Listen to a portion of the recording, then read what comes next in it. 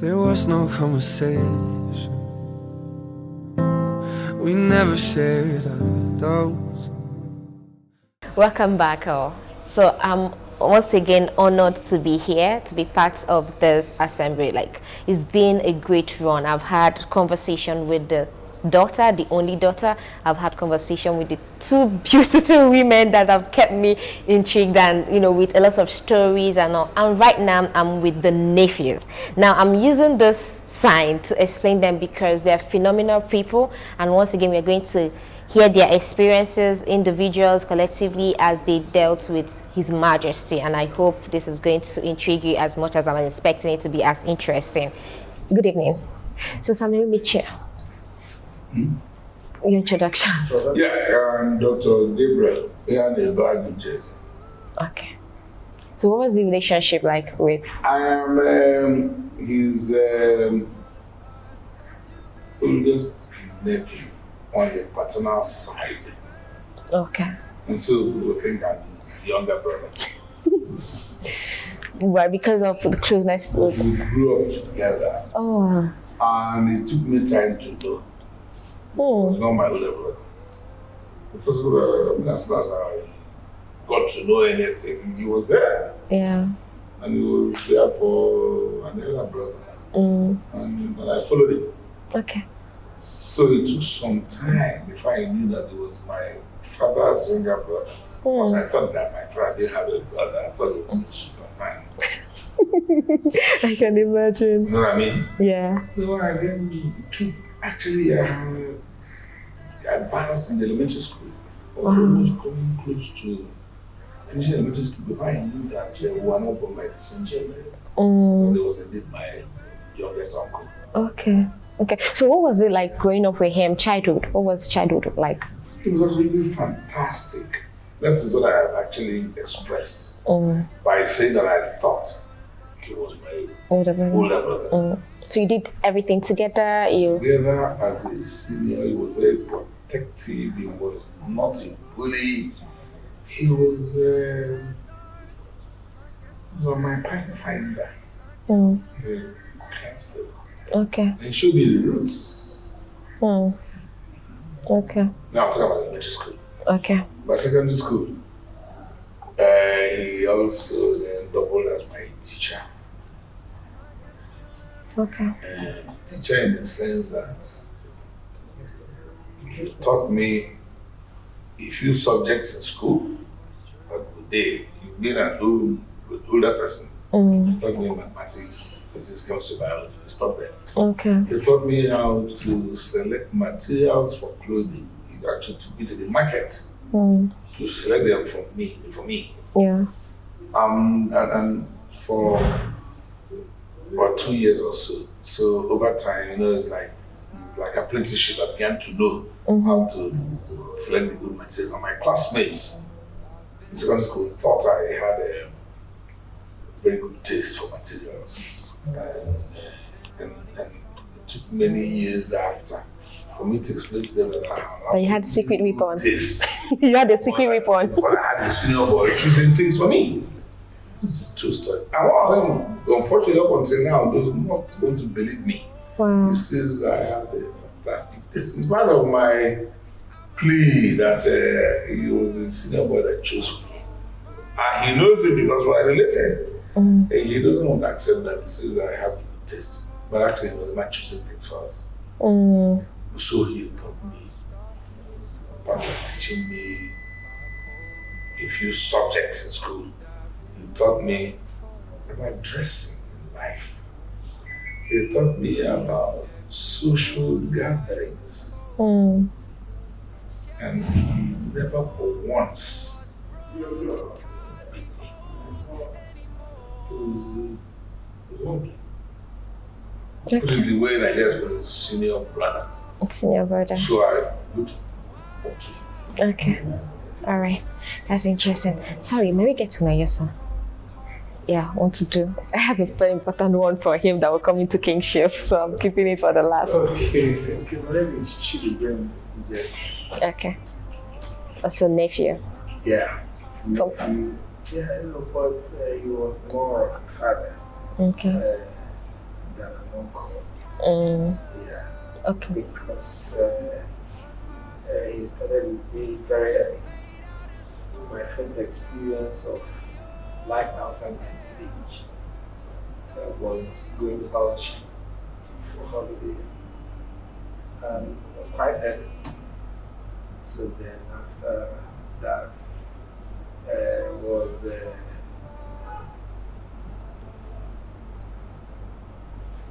secondary school, SS3. From there, I didn't go to my father's house. Oh. Yeah, so we had a very special way of treating me. So I felt I was loved special. Was the older one that told me that no, same thing for everybody. There is nothing different, special. yeah. Just that the man that know how to love everybody special. Okay. So how do you describe His Majesty to someone that never got the opportunity to meet him? How would you describe him?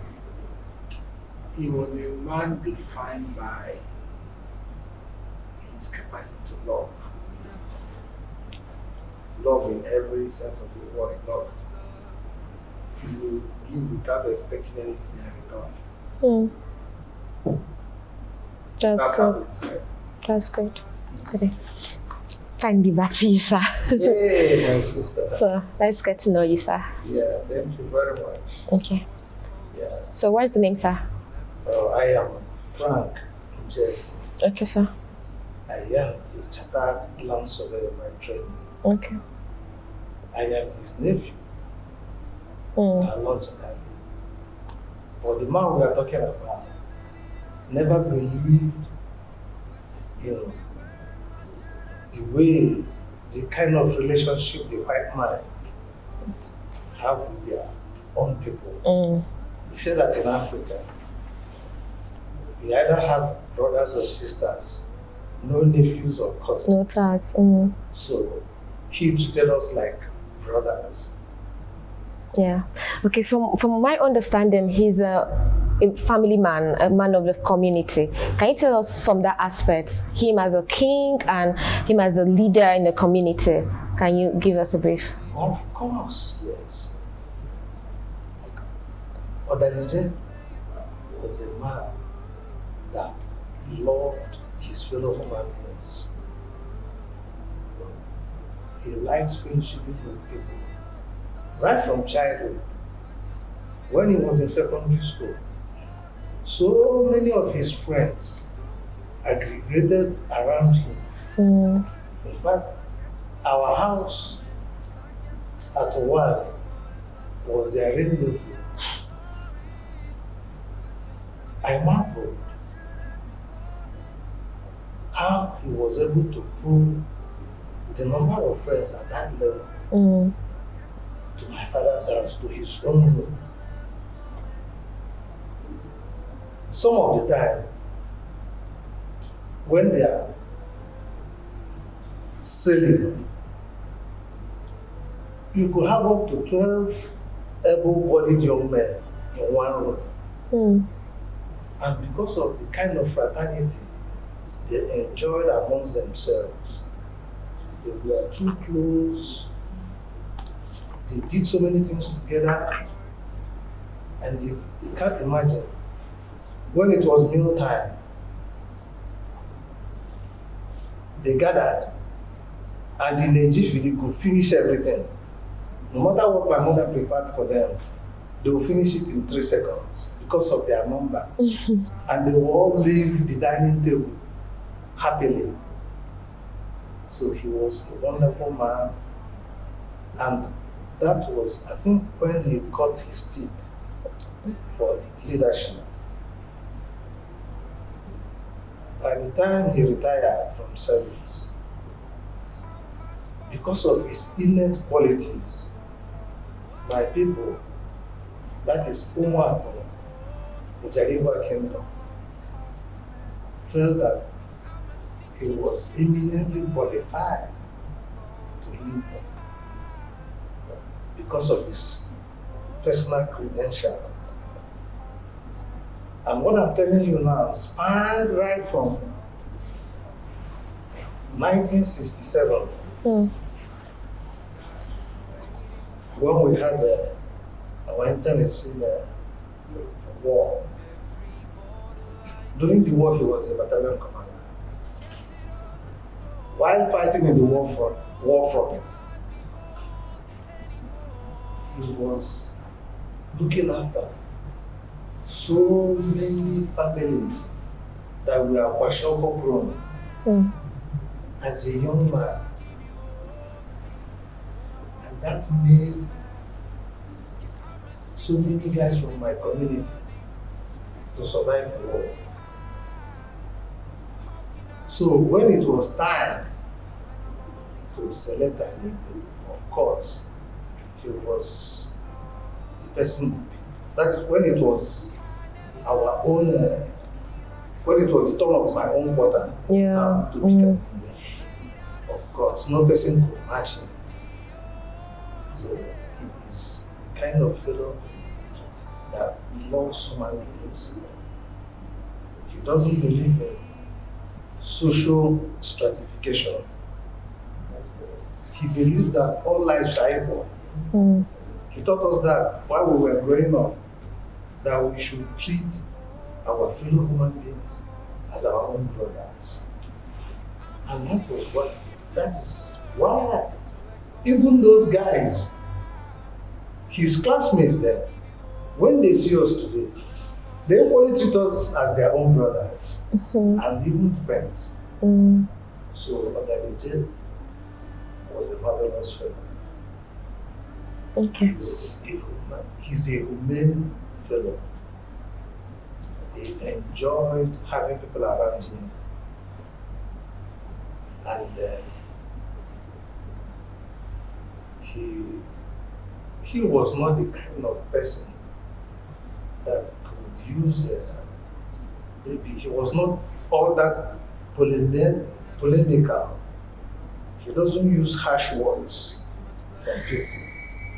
He has a way of calming people down. If he comes into an environment that is heated up. I still remember one experience as a young lad, around 1968,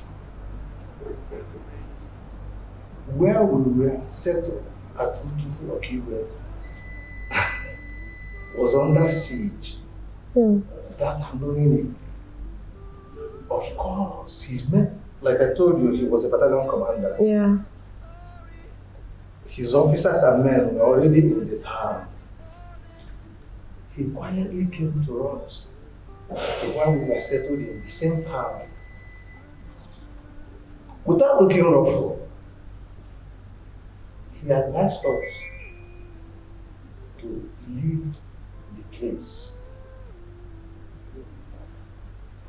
without causing any panic to the family. When my mother asked him whether we could have dinner before him, he said, of course, yes, I will go have dinner. He was talking jovially in his usual manner, enjoying himself with my dad. Little did we know that Uturu was under fire. After the dinner, when we undertook our journey, because from Uturu to Kibo was about 7 miles there. 7 miles should be around maybe in the neighborhood of 13 kilometers. So what I'm telling you was around, let me say, 8:39. We started up. When we hit the road, we saw the column of officers and men going to the road. I said, what kind of man is my uncle? Honestly, if I were in his position, I wouldn't have handled the family the way he did. So he tries to calm people down, irrespective of the situation. So that's the kind of person he is. That's a good and when my people saw that he has all these qualities in him, they say no. That Abidjan, that should be the person that will bring it out. So he's a wonderful fellow. Okay. Dr. Gar, let me come back to you. The last moment, what was it like the last time you spent with him? What was it like? Can you give us a brief of? It was a fantastic time, you know. That was my baby anniversary. Okay. 24th of January. You know, that on 27th. Wow, that was actually close. Yeah, fantastic. We had a Zoom birthday celebration. Okay. And he was there. I mean, you know, the cola nuts and say the prayers. And we were all having a nice, jovial time talking about me. He was in very high spirits. He spoke eloquently. It was fantastic. So even to the last, he still remained the man of the people, someone that always cheered up and the life of the Yes, you people. know, people don't change easily. Yeah. They don't change. Everything, they will improve their tendencies as they get older. They don't change. That's good. Okay, so the last one for you. So what would you want people to take away from the life of His Majesty? From how you've seen it from your own perspective, what lesson do you want us to take from it? The last conversation I had with him was him reminding me that the only way he could become a real successful man would be after he joined his ancestors. That was the last conversation. That for him, success is about successful succession. That he feels of it, that when he's no longer here, that we will do well, and as a result, he will be more successful. He felt that success cannot be celebrated until you hand over to succeeding generation and they will improve on your works. So what I want people to remember about Odalije is that he's a man that is defined more by his desire to be part of something much bigger than himself. He was more desirous of building men and women who will do greater things than greater things in quotes, because if you are standing on the existing foundation, you can only go higher. Sure. So he prided himself that he was going to build a generation